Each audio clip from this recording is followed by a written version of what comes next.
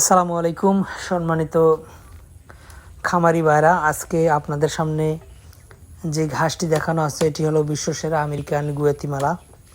এই ঘাসটি মূলত এই চারার জন্য আমরা রেডি করে রেখেছি, অর্থাৎ দীর্ঘ ৪৫ থেকে ৫০ দিন বয়সের ঘাস। এটা মূলত চারা। আর এখান বর্তমানে যেটা কাটা হচ্ছে এটা হলো কাটিং।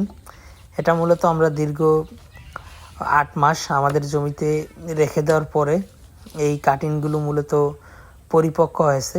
যে কোনো ঘাসের কাটিংই যখন পরিপক্ক না হবে তখন কিন্তু জার্মিনেশন আসবে না। এই ঘাসগুলো দীর্ঘ দিন জমিতে রেখে দেওয়ার পরে 100% পরিপক্ক হওয়ার কারণেই কিন্তু এগুলো জার্মিনেশন আসে। আর এইগুলো মূলত গুয়াতিমালা ঘাসের চারা।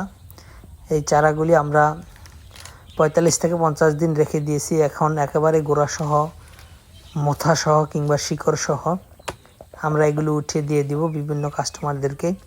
তো দর্শক শ্রোতা, কাটিং এবং চারা দুইটাই কিন্তু আমাদের কাছে রয়েছে।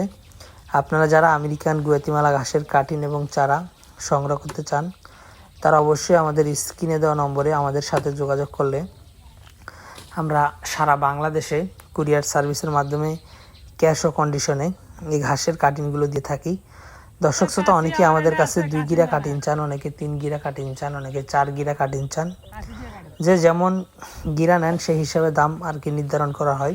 তবে চারার দামটা একটু বেশি কাটিংয়ের চাইতে।